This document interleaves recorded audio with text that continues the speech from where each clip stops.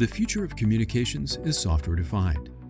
Virtualizing network functions promises to transform the satellite industry, and Intelsat and Kratos are leading the charge with the first totally virtualized SmartEdge modem. Traditionally, the satellite industry has been plagued with having to buy custom hardware from a very small ecosystem of suppliers.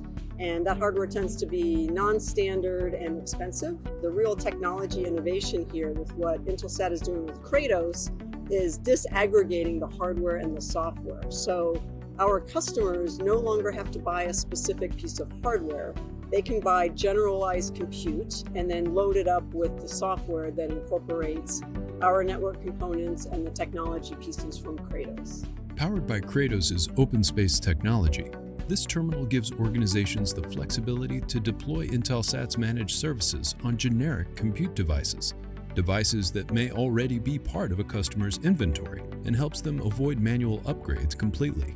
The key industries, I think, for this technology are mobility industries. You install the hardware, say, on a plane or a ship, and if there are improvements to the technology, you have to actually go touch all of those sites. You have to go onto the ship, onto the planes, take them out of service, and change out the hardware. So when you disaggregate the hardware and the software, if we have technology improvements, we can download those improvements over the air, just like you would do with your iPhone. So we don't have to actually go visit the sites. We don't have to take the planes and the ships out of service. It's really revolutionary. There's a lot of companies out there today that talk virtualization, but when you really get under the covers, many of them still require purpose-built hardware underneath. The OpenSpace platform can run in any private data center that Intelsat would deploy. It also could run in public cloud.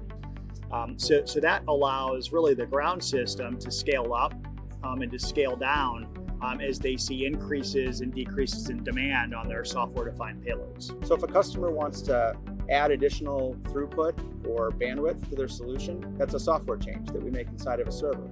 If a customer wants to deploy a different traffic policy or optimize the way that applications work in their network, again, those are software changes that take place. They can be administered over the air without sending anybody to the point of presence.